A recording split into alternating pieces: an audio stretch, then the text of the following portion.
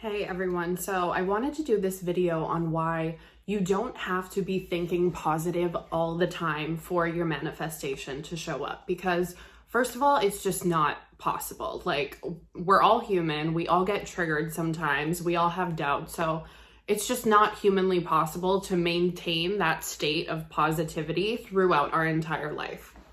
So this is how manifestation works. Whatever is projected outwards is a reflection of whatever your most dominant belief is. Because think about it this way, we are having thousands of thoughts a day. We have a lot of intrusive thoughts that we know we don't align with. We know it's not a belief, but it's there. So if manifestations were that instantaneous, where you just thought of something and then it showed up, life would be complete chaos. So when we're trying to manifest something that we want, something specific, yes, every time you notice that negativity is creeping in and you're doubting it, you do want to reaffirm, because you're reprogramming your mind in a totally different way than how it's used to thinking. So you have all these negative beliefs, and the fundamental one being that we don't always get what we want. So when you're trying to manifest something, you do want to pay attention to those thoughts, so that every time you notice that you're fixated on something negative, you do want to reframe that belief. But like I said in one of my other videos, believing something and knowing something for a fact are two totally different things. So we're never going to believe 100% that we have that thing in our life until it does manifest, because that's all our ego knows to be true. It looks to the outer reality and perceives that this is what's happening in our life. You just want to go back to understanding that your thoughts create. So that's why when we look towards our outer reality, we can say like, okay, it hasn't shown up yet. I'm not where I want to be right now, but I know that this isn't my end state. This is just a bump on the way of where I'm trying to get to. Think about it logically. How many times have you experienced where in the middle of doubting something that was going to happen, it ended up happening? And that's just because you had the more dominant belief that you could get that thing that you want. Because doubting ourselves is human. We're going to get triggered. Those thoughts are going to creep in every now and then. That's your ego trying to protect you, because a lot of people get in their own way of thinking positive out of the fear of being disappointed by the outcome. But think about it this way. If you're anticipating that negative things are going to happen, and you have a pattern of thinking that way, first of all, you'll probably notice that you have a habit of manifesting that things in your life never go your way.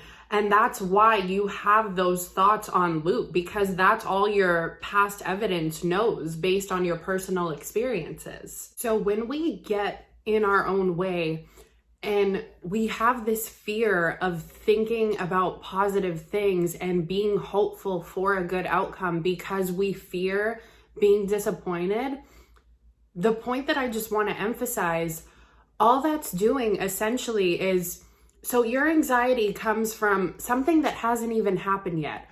So all we're doing when we have those types of thoughts is we're tainting this moment that's in front of us when we could just be choosing to feel hopeful. And I know how hard this can be when you're so far down that rabbit hole, because trust me, I've been there.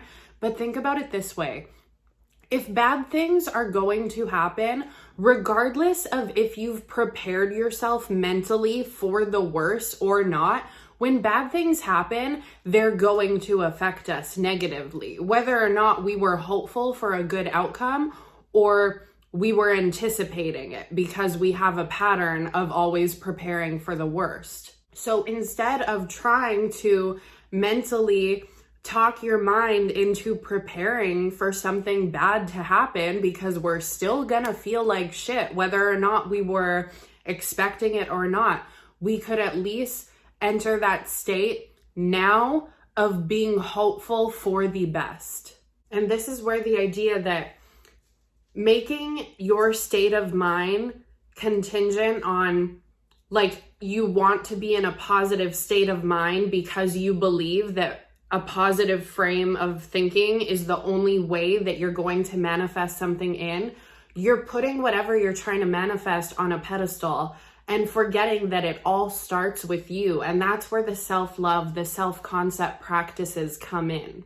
The whole point of feeling good, generally speaking, is just for ourselves, because we can have a negative pattern of thinking in this one area of our life, but then believe that things work out for us in this other area. So those things are able to manifest, but we still have this overall general negative self-concept of ourselves.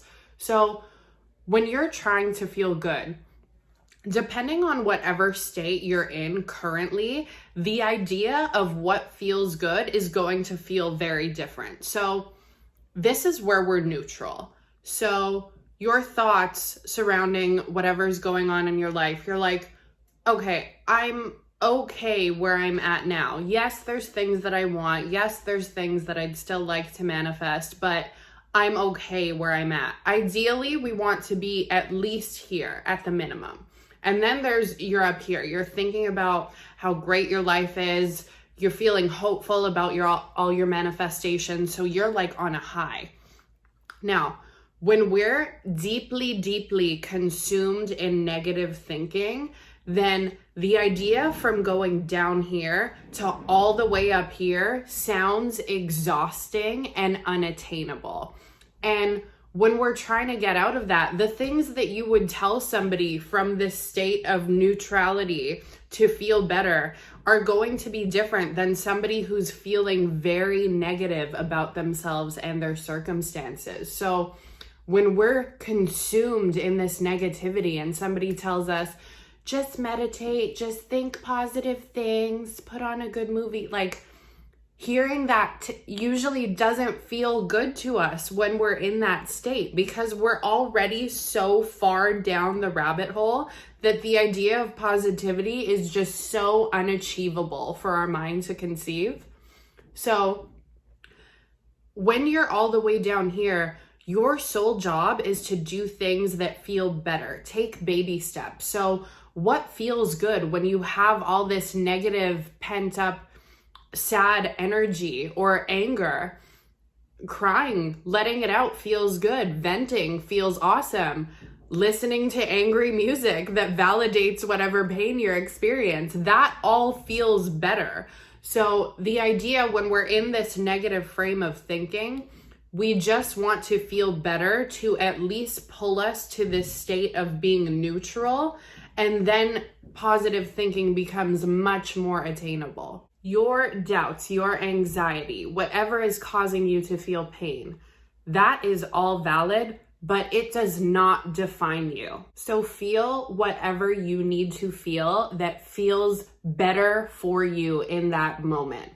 Yes, we're going to have negative thoughts creep in every now and then, and sometimes it just feels like it's out of our control, and the idea of trying to think positive it's too overwhelming for us, and it just sinks us deeper and deeper into this negative thinking. So your sole job is to be gentle with yourself and just take little steps that feel better in that moment. Our only job on this earth is to do what feels good for you. We get one shot at this life, so why wouldn't you want to feel good and make the most out of every moment that you're given? So I hope this video helped. If you have any specific questions, as always, about whatever you're trying to manifest, then leave me a comment and I'll try to do a video on that. But for now, I'll see you guys in the next one.